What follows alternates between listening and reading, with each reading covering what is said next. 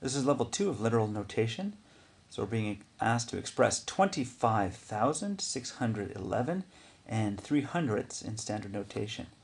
So 25,000 is just going to be, I'm going to write 25, and I'm going to make sure that the 5 is in the thousandths place, right? So if they just said 25,000, to make sure that the 5 was in the thousandths place, I would just put 3 zeros, right? But that's not what they're saying. They're saying 25,611.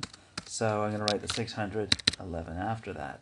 Now I've put a space between the thousands and the hundreds. You don't have to do that. I do that just because it's easier to visualize, to see. Okay, and, so the and represents the decimal.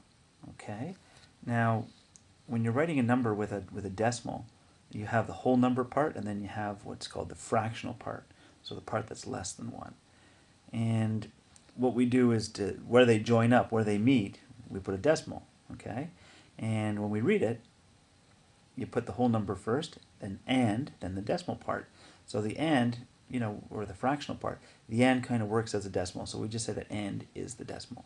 So whenever you see the word and, put a decimal. There you go. 300ths. So 300ths. So here's 3, but we want to make sure that the 3 ends up in the hundredths place. Okay, the 3 is right now in the tenths place. So to make the 3 in the hundredths place, I'm going to put a 0 in front of it. There you go. So 25,611 and 300ths. Okay, 25 and, so 25 and decimal place, 9,900, so 9,951. Hundred thousandths. So we're going to make sure that the 1 is in the 100,000ths spot. Okay? Right now it's in the tenths, hundredths, thousandths, 10,000 spot. So to make sure the 1's in the 100,000 spot, we're going to have to add a 0. Okay? So I'm going to go in front of this number, because the number has to be, 9,951, right? So that number has to be together. So I can't pop the 0 in here, okay, or anywhere else, because if I pop the 0 in here, we're going to get 99,501 hundred thousandths, okay, which is not the same number, because I said 9,951 hundred thousandths. So to make sure the 1 in the 100 is in the 100,000ths place, without disturbing this number, we have to put a 0 in front. And that's all there is to it. Express 965 and 8,516 hundred thousandths in standard notation. So 965 is 965 and is the decimal place. 8,516, so 8,516. If you want, you can put a little space here. You don't have to. Okay, 16 hundred thousandths. So let's just make sure the 6 is in the 100,000ths place, which it's not, by the way. It's in the 10,000 spot. So tenths, hundredths, thousandths, 10,000ths. So to make sure the 6 is in the 100,000 spot, we're once again going to put a 0 in front of that number. Yay, yay, yay. Okay, express 4,181,742 and 6/10 in standard notation.